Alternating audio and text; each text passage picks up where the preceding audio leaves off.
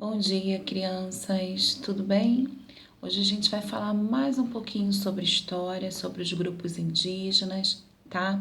Hoje a nossa aula é bem curtinha, nós vamos realizar atividades de 2 páginas apenas, tá?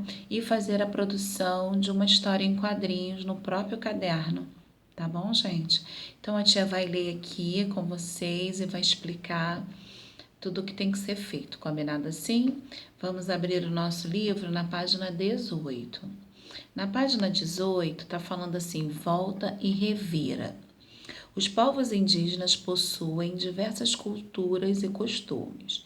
Narrativas indígenas são importantes para a preservação da identidade dos povos. O que quer dizer isso? Narrativas são histórias, são coisas passadas de geração em geração. São que as pessoas falam dos índios, dos costumes, tá bom? Hoje os indígenas vivem em todas as regiões do Brasil e exercem diversas profissões.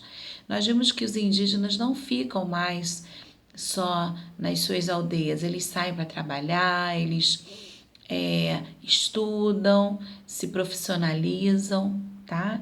Então a cultura indígena tem mudado no sentido de que eles estão buscando o espaço deles. Eles vivem em todas as regiões do Brasil, muitos deles nas grandes cidades. O povo indígena mais numeroso do estado do Acre são os Runicuim, que vivem nas proximidades do rio Humaitá. Os não indígenas chamam esse povo de Kaxinawá. Leia um trecho do Manual das Crianças Runicuim e responda à questão. Ser criança Runicuim é saber andar na mata sem se perder, ser batizada com genipapo e se pintar de urucum, comer mingau de banana, a manimutsa logo de manhã, pela manhã, ouvir de longe quando tem anta, paca ou outro bicho chegando, conhecer o canto das aves e os avisos que eles anunciam, aprender com pais, tios e avós as coisas da nossa cultura, ter ouvidos atentos para as histórias dos mais velhos. Siga o roteiro de Ser Criança Runicuim e elabore um texto sobre ser criança a partir das coisas que você faz no seu cotidiano. Então, vocês vão fazer primeiro um texto sobre, para vocês, o que é ser criança. Criança tem o direito de fazer o quê? Tem o dever de fazer o quê? Para você, o que é ser criança? Vocês vão fazer esse texto no caderno de história, tá? E o título pode ser esse mesmo. Em seguida, tem os espaços aí, tá bom? Mas eu preferia que vocês fizessem no caderninho, porque aí embaixo vocês poderiam ilustrar, tá bom? Vamos à página 19. Utilize o espaço a seguir para elaborar uma breve história em quadrinhos sobre as atividades cotidianas de uma criança indígena de sua idade. Siga o roteiro.